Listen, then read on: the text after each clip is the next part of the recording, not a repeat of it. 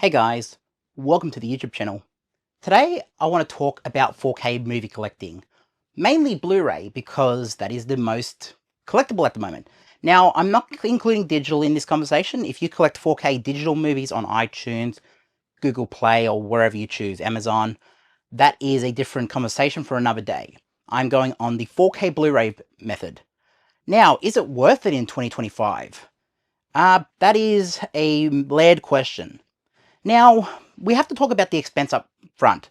If you're going towards 4K Blu-ray, it is the main format at the moment. It is the new top-end format. So essentially, you're going to be paying more to get some of your favorites. Now, when we look at that, you'll be talking about, okay, I want all my favorites. I don't necessarily need a collection this big, but you see a lot of things being employed now, such as Disney releasing steelbooks through, obviously, their Sony deal. So obviously costs are getting a bit more expensive, and it's getting a bit harder to collect all your favorites. Like, there was some movies out of print for a while, like Bad Boys, where you just couldn't get that. It was so hard to get a copy of Bad Boys that resellers were selling them on eBay for, I believe, $100, $200. Now, that's something to keep in mind with 4K collecting, because you will be, if you want to get all your favorites, there may be gaps in your collection. Not every movie's being ported across. It might be better off to stick to a Blu-ray collection until that catalog gets up there, until all your favorites are more ported. Now, when you look at something like how are the transfers though, because obviously it's the top end format, most people are getting into 4K collecting because they want something that complements their TV, their top end OLED or whatever they're watching on. How does that look? Well, that's hit and miss as well. With things like Lord of the Rings, I don't know exactly where it is, but here, it's right in front of me. With things like Lord of the Rings, Peter Jackson went back and changed a lot of aspects of this movie to the point where a lot of film fans don't actually like this transfer of Lord of the Rings. People have chosen to go back and watch DVD versions, even going back and watching VHS. I've heard some people watch the VHS copies. But people don't like the new versions for obvious reasons. There is stuff called DNR done to these movies, to the most part. Legolas in that movie looks very waxy because they've taken so much detail out. And also color grades were changed. Obviously, they put a fog over some flashback scenes to try to differentiate it. But also, you have to keep in mind that the original cinematographer had passed away before this transfer. So Peter Jackson was unopposed and could do that. I mean, it is his film. But that comes to question. Just because a director can change things doesn't mean they should change things. Now, this is why some film fans say, yeah, I wouldn't upgrade to that, or I would wait and see what people are saying. When a new 4K comes out, so many of the community will wait for people like myself, people like other YouTubers in the space, to do a review on it so they can say, yeah, okay, what am I getting here? Am I getting the best? Am I getting the worst? How does it hold up to a film fan? Now, the way I watch movies is I'll sit down in front of my TV and say, do I enjoy what I'm watching? Now, there are times where I will say, yeah, this obviously has digital noise reduction done. DNR, as it's referred to. Let's get this out of here. True Lies has that evident. That has DNR done to it. Now, I would say that the DNR doesn't really hurt that movie. It's an action movie. It's fast-paced. You do recognize it, but it does help the movie. I think at the end of the day, I would have preferred if that wasn't done as much to that movie, but it's not going to hurt the overall movie enjoyment to me. And considering that I had a DVD version before this, there had been a gap between the release on DVD, there was no Blu-ray, and then we just went straight to 4K. I would say it looks better than the DVD, even with the problems. But there are some purists, and I'm a purist as well. I believe, yes, that should have been done better than that. I mean, I talk a lot about something called Terminator 2. Now, a lot of us know Terminator 2, one of Cameron's best movies. This movie, to me, is considered to be one of the worst transfers. And it's because there were so many things done in this movie that just made it pretty horrendous, the transfer. So things like removing the grain, removing all that detail, it looks waxy. Color grades, so sunsets it was shot in California, the sunsets look blue now instead of, the orangey sunsets we were used to. That's been changed. Also, the cinema sound, I don't believe is on here, so I have heard that there is a CVS version, original cinema sound or whatever. That is not on here from what I've heard. And it's not the original theatrical sound, so that is why a lot of fans say, yes, this is everything you don't do in a restoration of a movie. But I still have it in the collection. I do think it has a purpose to be in my collection. But this is what I mean. 4K transfers can be hit and miss. And when you're looking at, is something like this worth it? You need to look at your favorites and you need to look at what everyone is saying about it. Luckily, there's a website that is out there. I'm not going to promote it. I don't get paid anything by them, but I will say that I use BluRay.com before I buy. Like, before I go out and buy a Blu-ray, I will keep going there and see what other people in the space are saying. I'll see what Films at Home is saying on YouTube. I'll see what BluRay.com, what the community is saying about it. I'll see what reviewers are saying. Like, there's so many avenues to check that I can get a good idea of what a Blu-ray or a 4K looks like before it even hits the market or when the early reviews come out. Now, obviously, those are not always accurate. There are incentives that people will get to give that movie a good review. Like, obviously, if they're getting the movie for free and said, here, we'll send you the free movie, just do that, they would have an incentive to do that. I've never got a free item from any of these companies. Everything I say is my own thoughts on it.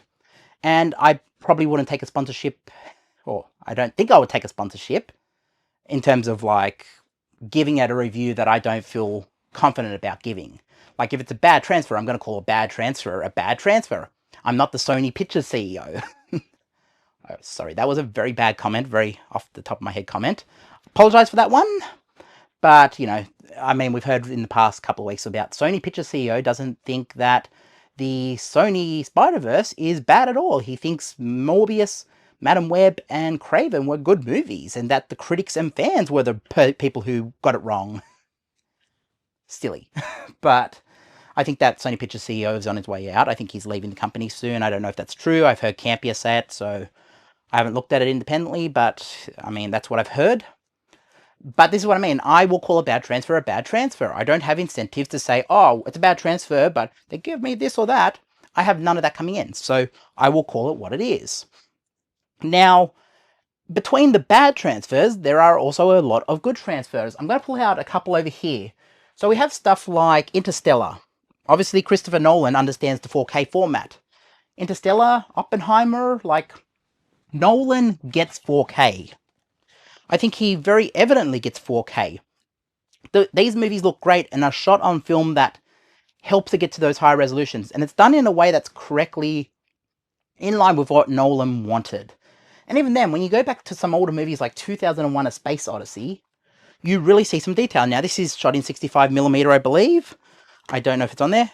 And also, Dolby brings colors out that... Dolby Vision brings colors out that otherwise wouldn't pop on a OLED or whatever, newer TVs. So the HDR transfers and Dolby and all, Dolby Vision and all that, it really helps to have these on formats. And also we have to talk about the higher bitrate. When you're watching streaming, streaming is very compressed. I don't know if you know it, but what you're watching on a streaming service is highly compressed stuff because they're trying to give you a stable connection. They're saying, okay, you have 25 megabit download, but they're not going to use that whole 25 megabits. They'll put strain on the internet. And if they were doing that, there would be internet service providers who would say, oh, we don't want Netflix on our service. They're eating up all the bandwidth. So Netflix might limit 4K to like, okay, you can use 15 megabits for 4K, or for HD, you can use 5 megabits, you know. Whereas these are uncapped in what I can say. Now, obviously, there is capping at some point. The discs are only capable of some... They do have their limitations, I'll say. But I can see a disc like, I believe, Interstellar get up to... I think I watched it get up to about 100 megabits per second. Definitely Grease gets up to about 130 at one point. I saw it during the end song. We Go Together, that is that gets up to about 100, 110, 120. That is something that gets very high compared to streaming, like 4, 5, 6 times what streaming would offer. So when you're looking at it that way, definitely 4K seems like a better option. And it does seem like in 2025, it may be the better option. Of course, we are going into a cost of living crisis, and we need to call that what it is. Not everyone has the money to go out and buy a collection of 4K Blu-rays. And so we look at it now, and we have to kind of analyze where we are as collectors. Yes, this is a new format. And yes, it is something that is catching on. But with a good Blu-ray player, like there are a lot of good Blu-ray players out there and 4K Blu-ray players. Now, a couple of weeks ago, we heard about LG pulling out of the market. And we saw this big panic about, oh, LG pulling out, oh my gosh, like it's burning down. Well, LG was never a big player in that market, at least for a couple of years, at least for a decade, they weren't a big player in the Blu-ray market. The two big players are Sony and Panasonic in terms of Blu-ray player manufacturing. They are the big players in that market. So it's certainly not going anywhere. But something like my player, I have the UB820, the Panasonic UB820. That does really good upscaling, like to the point where my Blu-rays look on par with the 4K transfers. Now, it's not every transfer. There are little things that I can tell them apart, but it's really close. So you might say, okay, well, maybe I don't need to go and get a 4K transfer. Maybe I can get a cheaper Blu-ray copy if I get the more expensive player. And even then, like if you went towards like a PlayStation or an Xbox with a disc drive, those could probably upscale very well as well. Now, I know people out there are going to say, sail the high seas. Do you, bud? I'm not going to get into that. But, you know, for official means, 4K is definitely the best at the moment. But Blu-ray can still pack a punch if you use it correctly. Now, DVD, I would say, DVD is very cheap compared to it. And you can get it in very cheap. It has the biggest catalog in terms of anything. DVD is the biggest catalog of movies at the moment. It's been around for a very long time. And a lot of stuff continues to get released on DVD. So DVD is still, if you're looking to get all your favorites, DVD is probably the most realistic to get everything you want.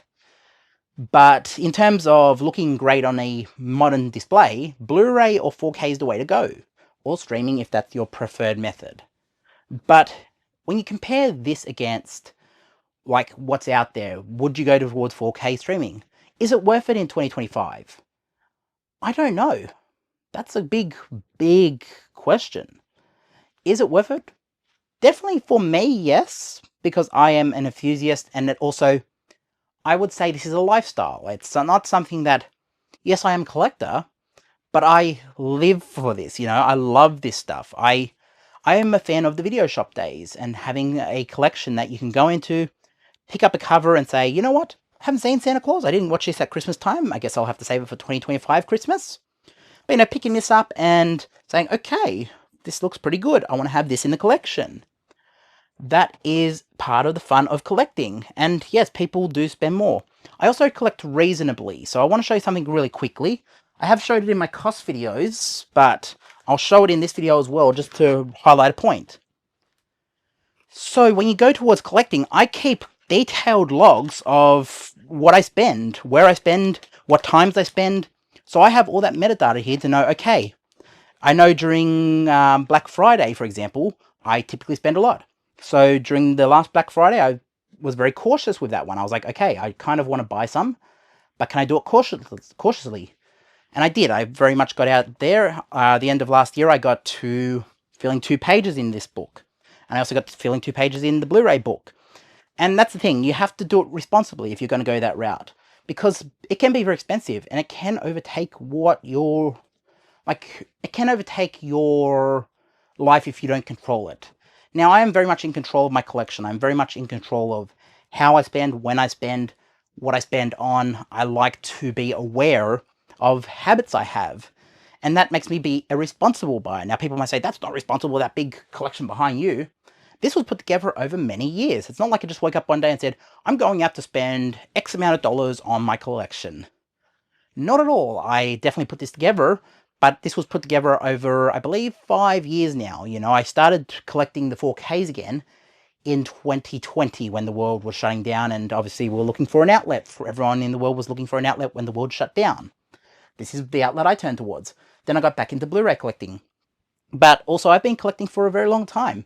I've had multiple iterations of my collection. Now, this is the current iteration, but my original collection I tore down when digital came along and was like, oh, I won't need these things. So I threw out the cases, put the discs into binders, and essentially threw out the cases and was like, okay, streaming is going to be the way to go. Until I recognized that streaming wasn't all it was cracked up to be. What I mean by that was bit rates and all that, but also they were taking movies that I purchased off me. Spider-Man 2 was one of them. The Equalizer Part 2 as well I purchased and they took off me. And when they're actively taking titles off you that you have paid your hard-earned to access, there lies a problem that you don't actually own those movies. And I know this is something that comes up commonly in collector spaces of you don't actually own your movies. Now people say, you don't actually own these, you don't own the copyright. But there's a big difference between, okay, the Equalizer 2, whatever it isn't, well, that's back on there now. Let's say 28 Days Later. 28 Days Later is one of those movies that in different parts of the world is unavailable. But, you know, there is a big difference between 28 Days Later being on a streaming service that they can take at a second's notice saying, the license is expired, take it off all streaming services, take it off Apple, I don't care if anyone's purchased it, take it back, we don't want it there. Where it becomes a lot more difficult is someone coming into my collection and saying, okay, Jamie, you can no longer access it, give it back to us, we will need that copy back off your shelf there. Well, to quote Charlton Heston, from my cold, dead hands. You know, that's something that's a benefit of physical media. Changes as well. Studios are going to change movies throughout time. We've seen this alterations happen where I believe Riddick was the most recent 4K transfer that had the issue of apparently there was a slap in that movie that was not culturally, well, not appropriate to the modern culture of the world, you know, in terms of where we are as a society now. But it should still be part of the film. If it was filmed, if it was part of the cinematic release, it should still be in the movie. But I believe what they did with the Riddick transfer, from what I've heard, is they've altered that scene, edited it out, and told no one, and then tried to ship it as the cinema version. It's kind of like Star Wars referring to these as the theatrical versions, A New Hope, Empire Strikes Back, and Jedi. Now, obviously, A New Hope was not A New Hope when it first came out. It was just Star Wars. They didn't actually have a name for that. And there was a lot of scenes altered in that movie. Obviously, the original scroll didn't have a title on it. But people still refer to that as the theatrical version, even though it's not the theatrical version. Even the song at the end of Jedi, it was a song called Yub Nub instead of what they have there now. So, you know, it's very important to maintain what was originally there for future generations. Now, put a disclaimer there if you must. Say, the current version of this film does not align with corporate whatever. Please be aware of that, and please enjoy the movie if you can, or whatever. Or have two options on that disc to say, okay, do you want to watch the version as it was seen in cinemas? Or here's a new altered version of that movie that we believe is more in line with where society is at the moment. Now, that's also problematic because if the original director, I don't know if the original director was involved with the Riddick transfer, but, you know, there becomes a problem of preserving history. You don't want to alter what was originally there. That's why Star Wars is so complicated, because Lucas himself altered what was there, and now people are sticking to Lucas's vision that doesn't maintain the original, what was originally shown.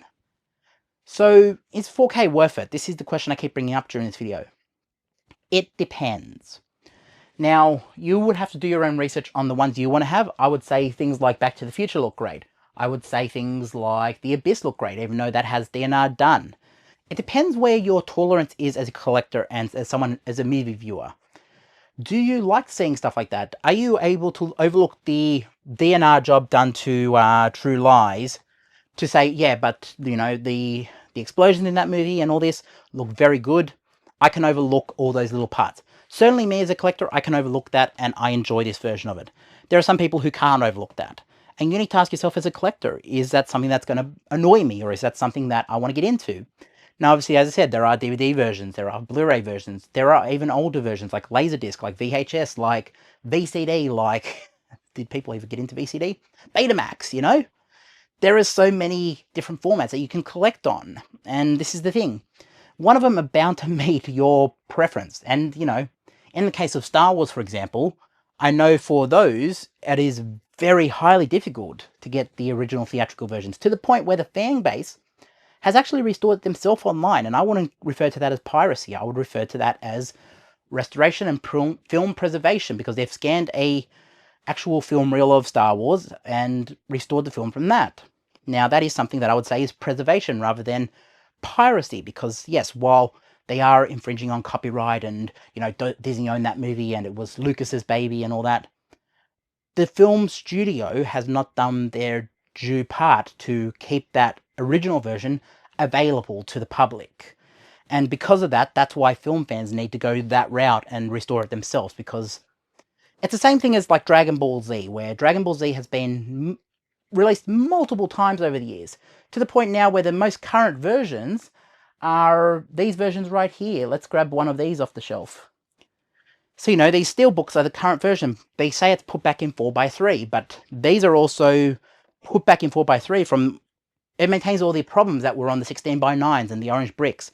Instead of doing a new transfer, a new scan, and restoring everything, I would say stuff like this actually look better than the new steelbooks, like the DVD versions, the individuals, and even likewise the Dragon boxes, which I don't know where I've got the Dragon boxes right now. I think they're around this side.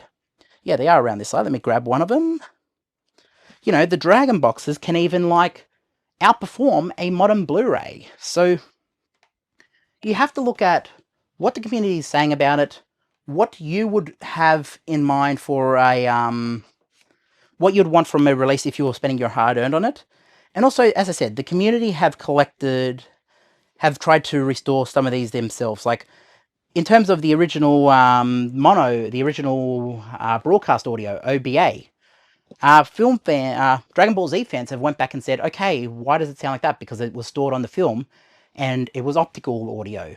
Fans have went back in Japan and found all these VHS tapes of fans recording it off TV back in the day from Tokyo Tower or whatever, and found the original broadcast audio, and it has been restored and found. And I believe Chris Sabat was trying to put that on an official release before it got merged in, before Funimation really just became part of, I believe, Crunchyroll, and also, you know, Sony, the parent company. So it's hard to see, but there are some promising things. France were trying to get these out to the market, where they did put the original broadcast audio for Dragon Ball on a Blu-ray release. It doesn't have subtitles. The issue with this one is that it doesn't have subtitles. This would be the perfect release if it had subtitles. But also, it appears that this release may have been done by fans online, but the company, I believe AB Group, may have just taken a version that fans did online and ported it to a Blu-ray. That's from what I've heard. I don't know if that's true or not, but that's what I've been hearing, and I haven't looked into it myself, but that's what I've heard. But still, I would be open to buying a second version of that and getting the complete series if that's being done correctly. The only issue is that it doesn't have subtitles, so... And also English dub. The English dub is not on that. But, you know, to get the Japanese dub, I would be okay with that.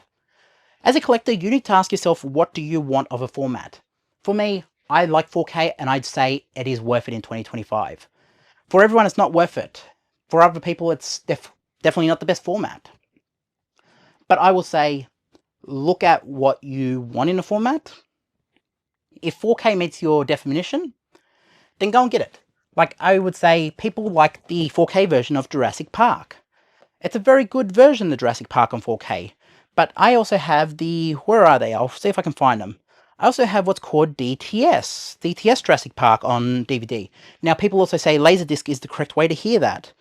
But I am a fan of having this version. I can't find the DTS right now, but I do have DTS Jurassic Park. The DTS version that was played in the cinemas is not on this disc. Now, they do have DTS HD, which is a new take on that, but it's not the original, is what I'm saying. As much as the original picture is maintained, the sound should also be maintained as it was shown in cinemas and heard in cinemas. That's not on this.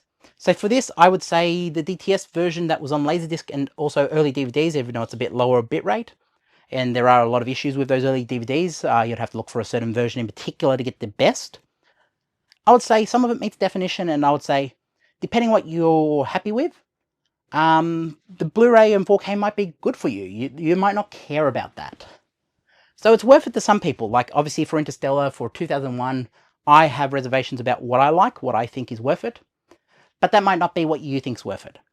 It's subjective. What do you think's worth it? You have a massive community out there to look at. Whether it's online websites, whether it's us YouTubers, whether it's whatever. Whether a 4K Blu-ray is worth it in 2025 is subjective, and it's something that I would say you need to do your own research on, because what I might say is a bad transfer, you might say it's a good transfer. What you might say is, oh, that's a terrible transfer. I might say, no, I actually enjoyed watching that. It's subjective to the movie viewer. Now, as I said, some Blu-ray players get it very right upscaling. It's not all of them, but some do very well. And yeah, in terms of 2025, physical media is going to continue to survive, regardless of whether people say it's raining fire from the sky or whatever. It's continuing to survive. There's a lot of niche labels releasing. And I think we're going to continue to see great releases. Obviously, they need to put disclaimers on there if they're altering these movies in any way from cinema. And yeah, let me know what you think. Drop a comment, a like. I do post daily as much as I can. Not every day, but I do post as much as I can to Instagram. And I hope you will follow me on Instagram as well. If not, there's a couple of videos of here you can watch, and I hope you will watch one of them. If not, I'll catch you in the next one, and peace out.